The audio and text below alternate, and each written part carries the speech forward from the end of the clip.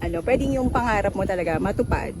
Pero kailangan talaga, gusto mo talaga siya. Kaya tanong kung gaano mo kagusto yung pangarap mo para trabahuhin mo talaga siya. Kaya lang siya kasimple. Tapos don't settle for less. Yun, don't settle for less na since ito lang yung pera ko, ganyan, tama na to sa akin. Tama. Mangarap ka pa na talaga ng mas malaki. Baka kasi kaya mo naman pala. Kasi yung iba, andun yung takot.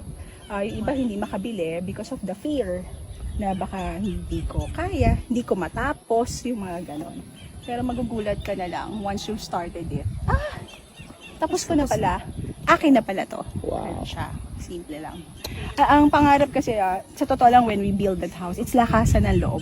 Lakasan siya ng loob. Hindi pwedeng, sabi ko nga, ang pagkuha ng pangarap is for the brave.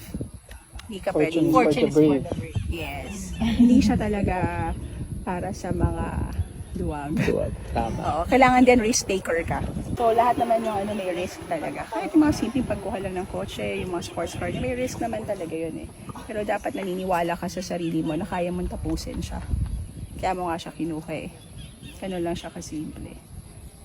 Kaya yan, tapos na. Gusto ko lang sabihin, it can be done. Yes. A networker can also do it. Kaya ako siya talagang binili. Hindi pwedeng lang sa atin. Pwede na. Diba? Kasi we can do more talaga. And so, ibig sabihin, may susunod pa sa akin. Hindi lang ako lang.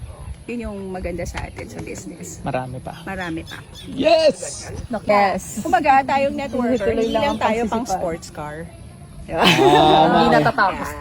Prime property. Hindi lang tayo, sinasabi, di ba, parang yabang, di ba, na sports car, no. Hindi.